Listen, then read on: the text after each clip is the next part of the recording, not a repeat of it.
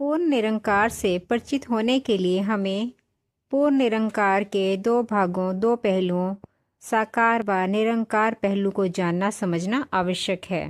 तभी हमारा पूर्ण निरंकार विषय से बाहरी माध्यम परिचित हो पाना संभव है। पूर्ण निरंकार का बाहरी प्रत्यक्ष साकार पहलू, जो जीवन का बाहरी प्रत्यक्ष साकार आधा अर्ध सत्य पहलू स्वरूप में विद्यमान है, जिसमें यात्री अपने बाहरी प्रत्यक्ष साकार बाहरी मैं स्वरूप तक से ही परिचित हो पाता है। वह अपने बाहरी स्थूल शरीर, अपने नाम, काम, अपने पद के आधार पर ही स्वयं को जान पाता है।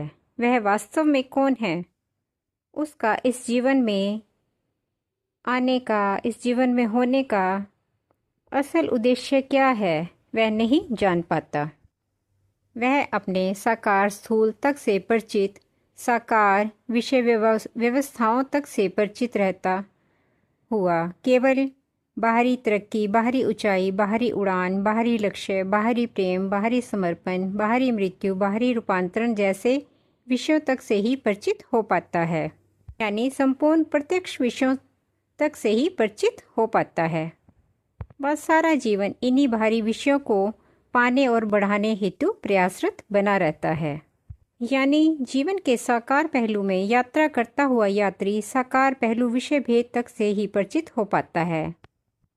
जीवन के आधे आंशिक अर्ध सत्य विषय तक से ही परिचित रहने वाले यात्री की अधूरी यात्रा से परिचित कराने हेतु ही यात्री को आत्मा, ऊर्जा, अंश, मैं रूपी अंश कहा गया है। यात्री की अधूरी आंशिक यात्रा के आधार पर ही उसे अंश कहा गया है। ठीक इसी प्रकार पूर्ण निरंकार का आंतरिक अप्रत्यक्ष निरंकार पहलू, जो जीवन का आंतरिक अप्रत्यक्ष निरंकार पूर्ण सत्य हकीकी पहलू स्वरूप विद्यमान है, जिसमें यात्रा करता हुआ यात्री अपने असल पूर्ण निरंकार हकीकी सत्य स्वरूप से परिचित हो जाता है।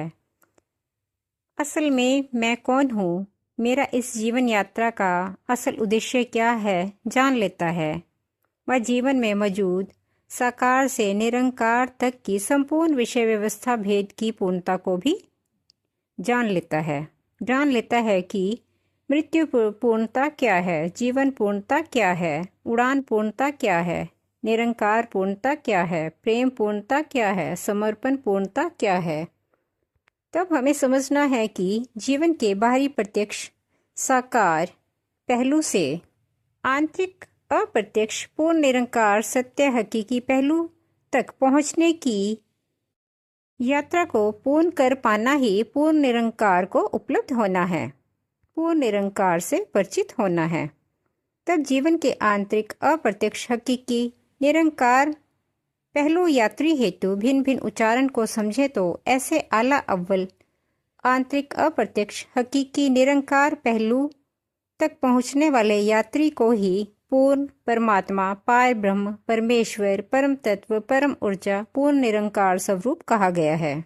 यानी यात्री की बाहरी प्रत्यक्ष साकार यात्रा तक सीमित यात्री को आत्मा, अंश, ब्रह्म स्वरूप कहा गया है। वह यात्री की आंतरिक अप्रत्यक्ष निरंकार यात्रा पूर्णता के आधार पर ही उसके पूर्ण प्रकाशित पूर्ण चैतन्य स्वरूप के आधार पर ही उसे आला अव्वल पूर्ण परमात्मा, पार ब्रह्म, परमेश्वर, पूर्ण निरंकार स्वरूप कहा गया है।